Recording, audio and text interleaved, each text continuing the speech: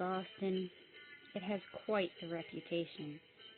Home to some of the greatest sports scenes, the famous Boston Marathon, and, unfortunately, its infamous winter blizzards.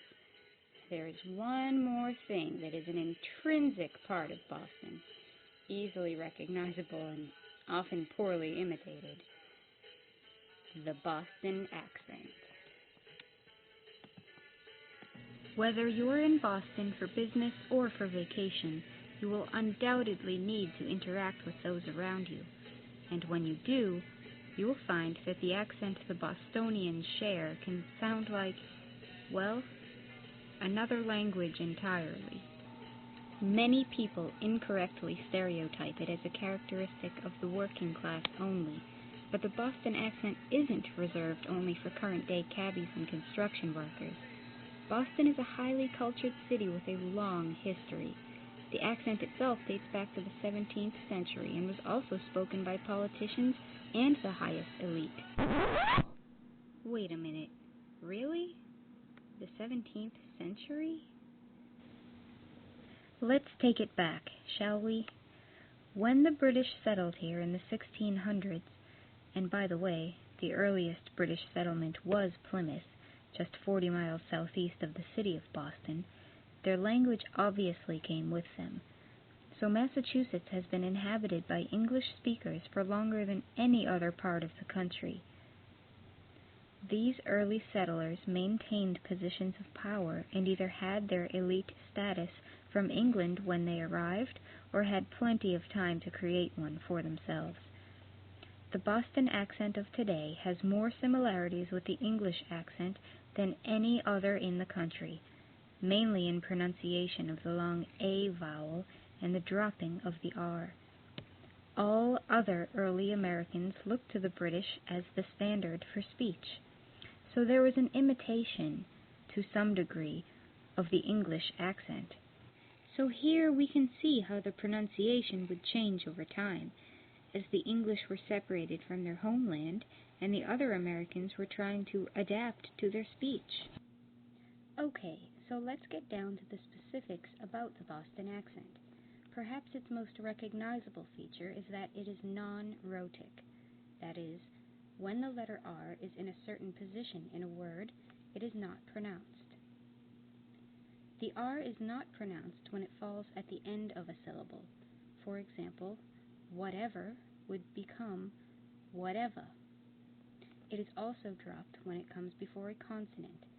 For example, park would be pronounced pak. In addition, the consonants B, P, D, and T are well articulated and tend to be harder versions in final position as well as in initial position. It is important to note here, too, that the non-rhotic pronunciation is also a characteristic of the lower-class Irish from Dublin. It was mostly the lower-class Irish who fled to America to start a new life when they lost their land there, and Boston was where the majority of them ended up.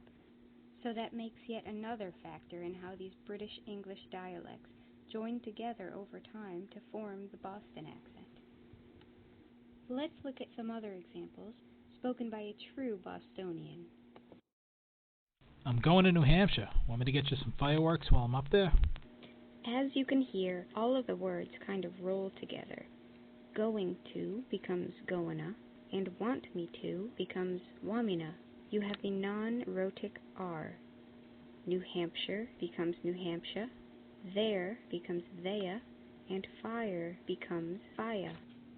The icon of the accent is indeed its R dropping before a vowel sound, so the R is not always pronounced when it should be.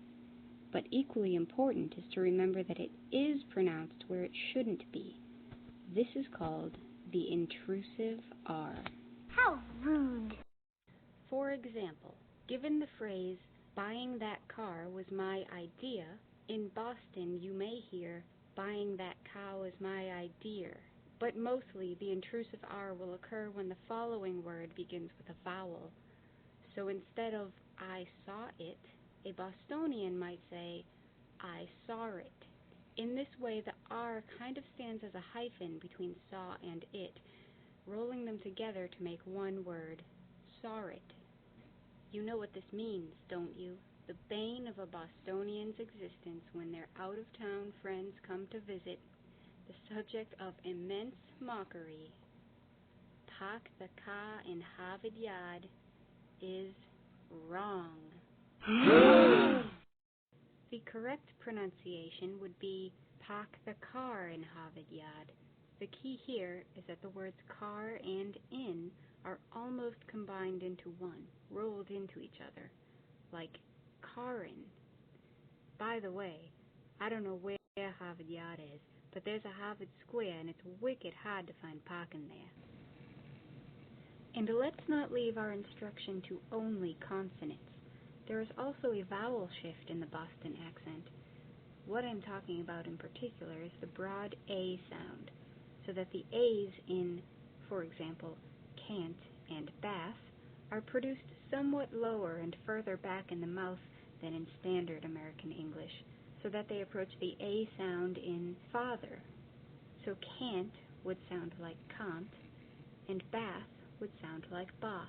However, this broad A feature of the accent is slowly disappearing.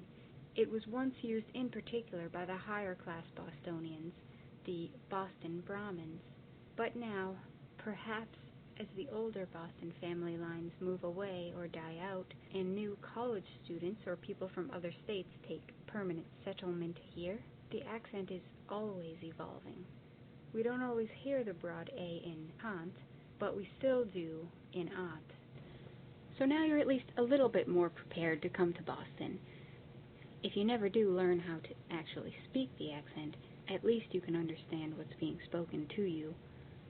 Hey, sir, how do you get to Roxbury? What are you, retarded? Trust me, you don't want to go there.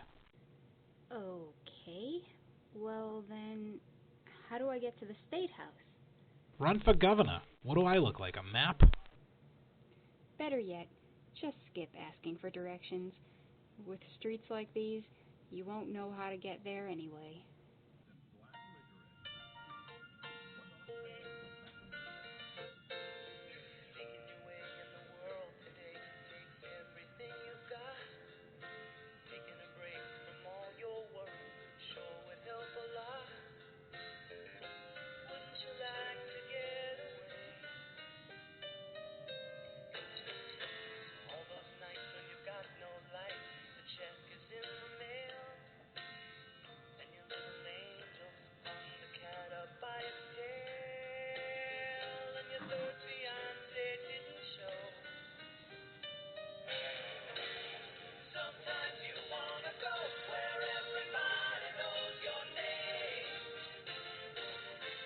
What are you, retarded?